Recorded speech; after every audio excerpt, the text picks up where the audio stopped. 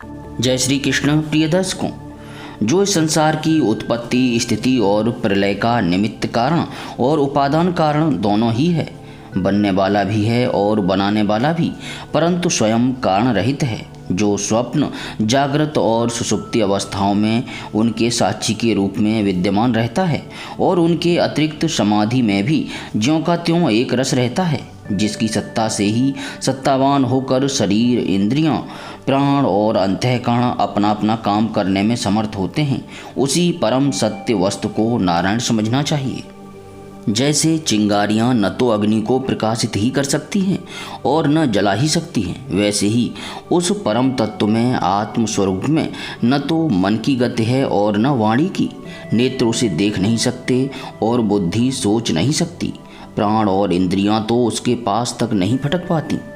नेत नेत इत्यादि श्रुतियों के शब्द भी वह यह है इस रूप में उसका वर्णन नहीं करते, बल्कि उसको बोध कराने वाले जितने भी साधन हैं उनका निषेध करके तात्पर्य रूप से अपना मूल निषेध का मूल लक्षित करा देते हैं। क्योंकि यदि निषेध के आधार की आत्मा की सत्ता न हो तो निषेध कौन कर रहा है, निषेध की वृत्ति किसमें है, इन प्रश्नों का कोई उत्तर ही न रहे, निषेध की ही सिद्धि न हो। जब सृष्टि नहीं थी तब केवल एक वही था। सृष्टि का निरूपण करने के लिए उसी को त्रिगुण अर्थात सत्व रजतम मयी प्रकृति कहकर वर्णन किया गया।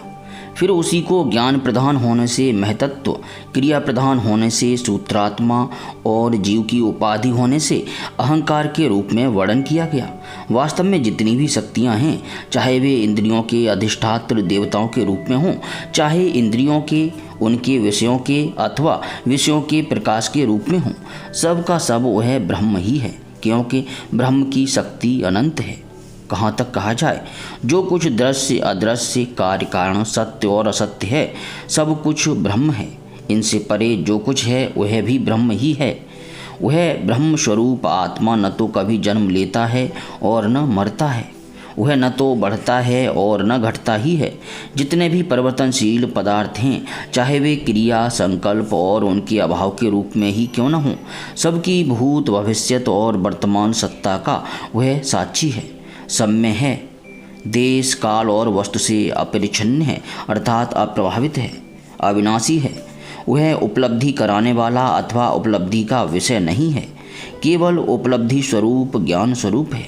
जैसे प्राण तो एक ही रहता है, परंतु स्थान भेद से उसके अनेक नाम हो जाते हैं, वैसे ही ज्ञान एक होने पर भी इंद्रियों के सहयोग से उसमें अनेकता की कल्पना हो जाती है। प्रिय भाई बहनों, जगत में 4 प्रकार के जीव होते हैं। अंडा फोड़कर पैदा होने वाले पक्षी, सांप आदि, नाल में बंधे पैदा होने वाले पशु, मनुष्य, धरती फोड़कर निकलने वाले वृक्ष, वनस्पति और पसीने से उत्पन्न होने वाले खटमल आदि। इन सभी जीव शरीरों में प्राण शक्ति जीव के पीछे लगी रहती है।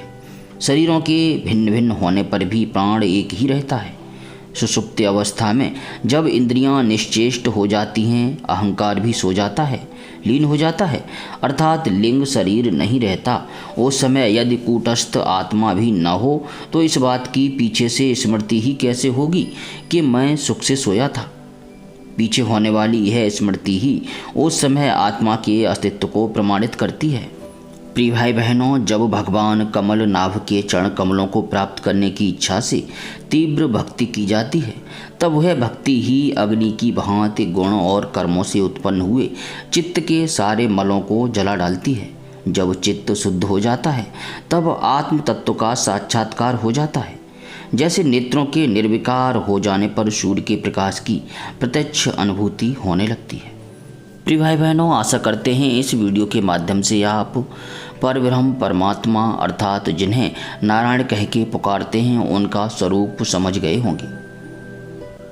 आप प्रेम से प्रभु के चतुर्भुज स्वरूप का हृदय में स्मरण करते हुए गदगद कंठ से बोलिए, हरे कृष्ण कृष्ण कृष्ण हरे हरे, हरे राम राम राम हरे हरे।